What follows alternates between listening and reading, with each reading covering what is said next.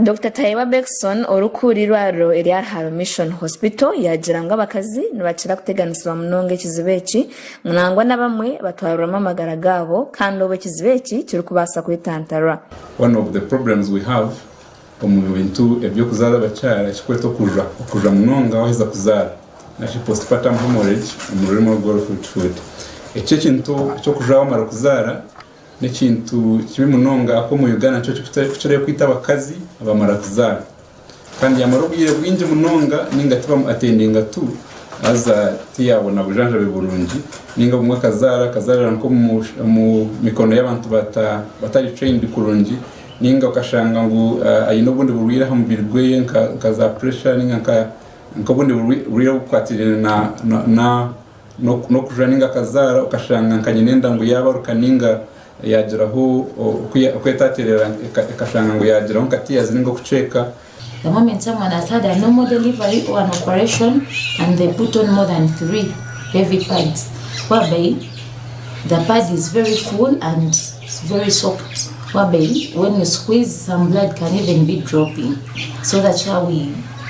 think that someone is having heavy bleeding. Bekson yayoreke bizo y'abakazi bashemerere kumanya obwiro barukuba binenda. Nushanga abashaho abo kugira ngo waja abwindu bakwirukanyiza mu theater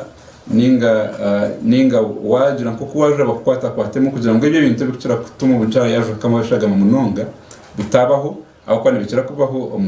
ubuceka bwito ubwiro bwinjo mu cara yavura munonga akwise nazara na basa no kugira kwiyateganisibwamo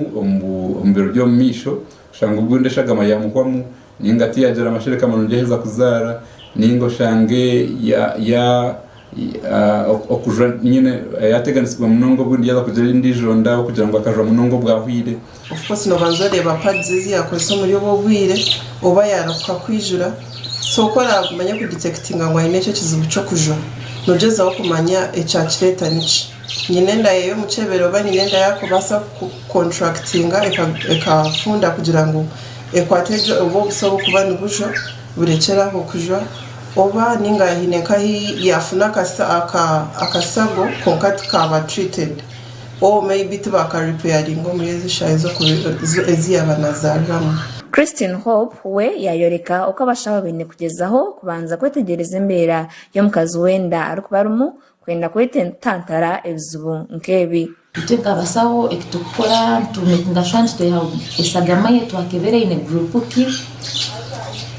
then tumtahi chipaza mezi then tuyamba nyinenda kwatana kuba kujoku nkwapizire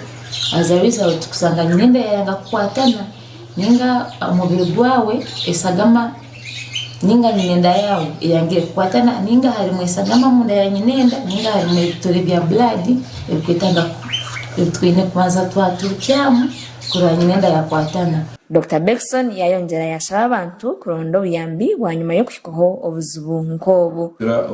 okushanga ngo bateganisibwa akugira ngo tubahikomye baroro umukire abo kuba ubwiro bwinje cyituma bacara bafaninga bagira ubuzibu no kugira ngo naba delays nasho kucerererwa ubundi bacerererwa kuzo mu baroro ubundi bacerererwa kuza kwikomye baroro kugira ngo transport means ninga bacerererwa ubahikaho baroro bashanga ngo bundi raro rya itatebenkanise kugira ngo bakore ko cyimwe kwa nikikora so nico turugira ngo ambulance ishimire kwa neberiho abashaho bashimire kwa nibabariho kandi no buhereza ubwo nibiyetagwa imibazi n'ibindi byona bishimire kwa nibabiriho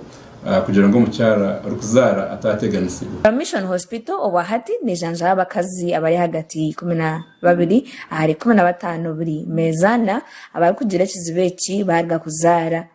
agagasha kwa Job Kato aba Sky TV ya Gensho.